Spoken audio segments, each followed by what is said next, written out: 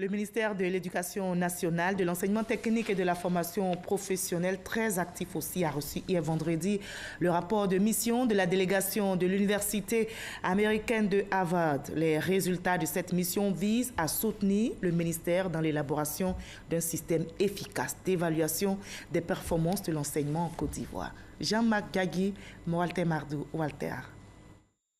L'enseignant, pilier de la performance à l'école. Cette logique, le gouvernement en a fait l'une de ses priorités dans sa politique de développement du système éducatif ivoirien. La ministre de l'Éducation nationale, de l'enseignement technique et de la formation professionnelle, Kandia Camara, s'est vue restituer les résultats des missions conduites par 4 étudiants de l'Université américaine d'Harvard. Des résultats axés sur la mise en place d'un modèle d'évaluation des performances de l'enseignant ivoirien. Ces résultats sont conformes au constat que nous-mêmes nous avons déjà fait. Aujourd'hui, vous nous donnez des critères à partir desquels on pourrait dire effectivement que tel enseignant est performant.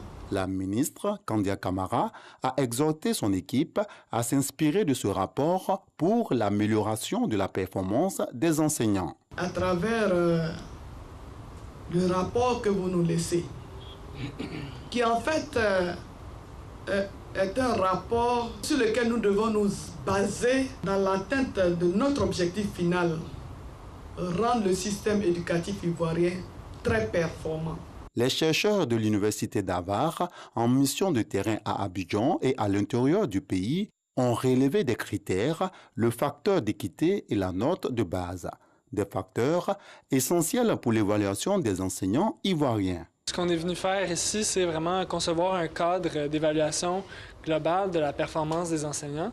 Donc, on s'est basé d'abord sur une étude de tous les facteurs qui influencent ou déterminent la performance des enseignants. La restitution de cette mission rentre dans le cadre du partenariat entre l'Université d'Harvard et le ministère de l'Éducation nationale, de l'enseignement technique et de la formation professionnelle.